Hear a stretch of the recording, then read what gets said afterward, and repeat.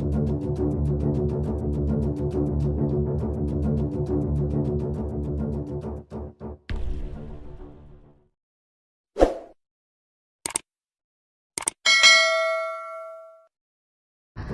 Biden dapat peringatan perang Cina-Amerika di LCS bisa terjadi tahun ini.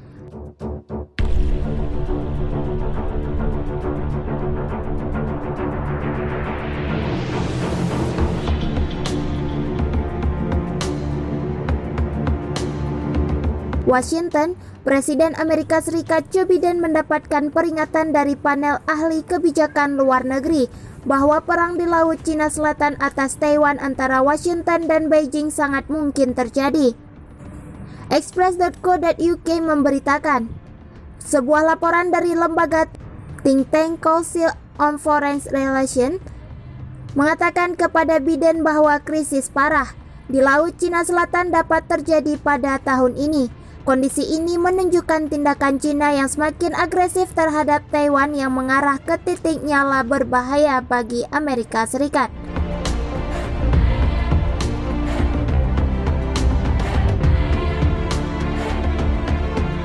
Survei Prioritas Preventif Tahunan CFR telah menyoroti potensi risiko perang di Taiwan yang telah meningkat menjadi konflik tingkat atas. Mengutip Express.co.uk, para ahli yang berkontribusi untuk laporan tersebut mengatakan, Taiwan khususnya tengah berkembang menjadi titik nyala paling berbahaya di dunia untuk kemungkinan perang yang melibatkan Amerika Serikat, China, dan mungkin kekuatan besar lainnya.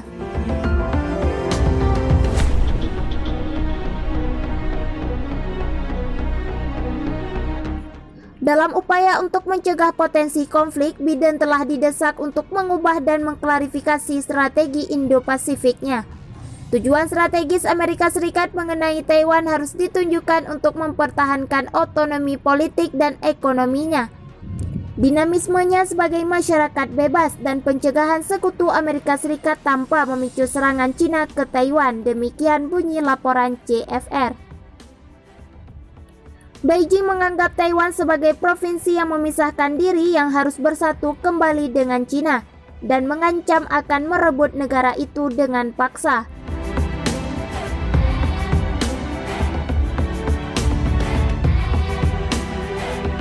Pada bulan Januari, Cina meningkatkan latihan militer di dekat Taiwan dengan melakukan serangan berulang kali ke wilayah udara negara tersebut.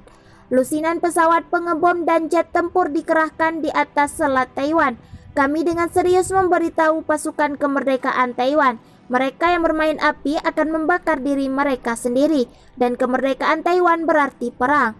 Jelas Wu Qian, juru bicara Kementerian Pertahanan Cina, seperti yang dikutip Express.co.uk. Kegiatan militer yang dilakukan oleh Tentara Pembebasan Rakyat Cina di Selat Taiwan merupakan tindakan yang diperlukan untuk mengatasi situasi keamanan saat ini di Selat Taiwan dan untuk menjaga kedaulatan dan keamanan nasional.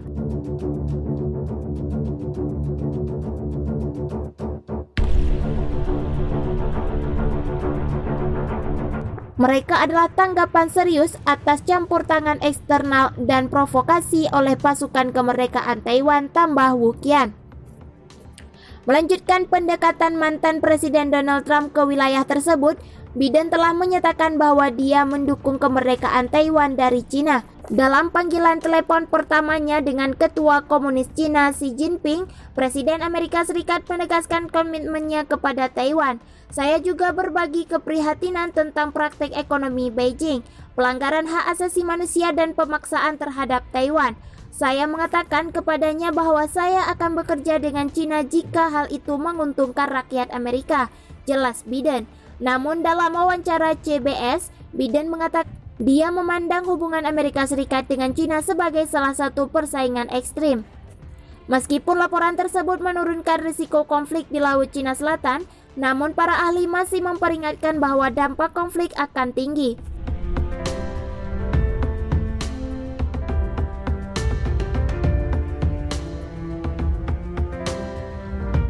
Risiko lain yang disorot oleh laporan itu termasuk pengembangan lebih lanjut senjata nuklir atau pengujian rudal balistik Korea Utara yang memicu ketegangan militer yang meningkatkan di semenanjung Korea. Risiko tingkat 1 yang lebih rinci juga termasuk peningkatan kekerasan dan ketidakstabilan politik di Afghanistan, konfrontasi bersenjata antara Iran dan Amerika Serikat, dan serangan dunia maya yang sangat mengganggu pada infrastruktur penting Amerika Serikat.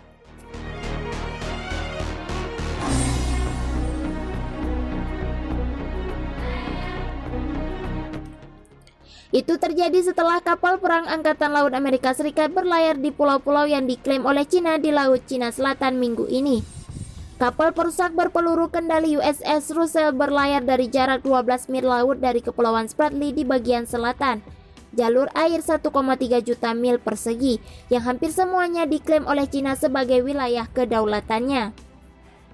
Letnan Joe Kelly, juru bicara Armada ke-7 Angkatan Laut Amerika Serikat, mengatakan dalam sebuah pernyataan, operasi kebebasan navigasi ini menjunjung tinggi hak, kebebasan, dan penggunaan yang sah atas laut yang diakui dalam hukum internasional dengan menantang pembatasan yang melanggar hukum pada wilayah tidak bersalah yang diberlakukan oleh Cina, Vietnam, dan Taiwan.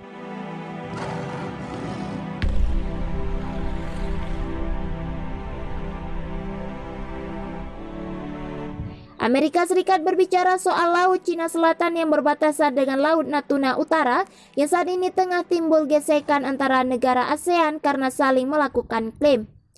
Cina mengklaim Laut Cina Selatan sebagai wilayah kekuasaannya, namun mendapat pertentangan dari negara ASEAN lainnya. Dalam situasi itu, Amerika Serikat lebih mendukung keterbukaan dan kebebasan Laut Cina Selatan dan menolak klaim yang dilakukan Cina. Hal itu disampaikan Menteri Luar Negeri Amerika Serikat Antony J. Blinken saat melakukan percakapan melalui telepon dengan Menlu Indonesia Retno Marsudi pada Selasa 16 Februari 2021.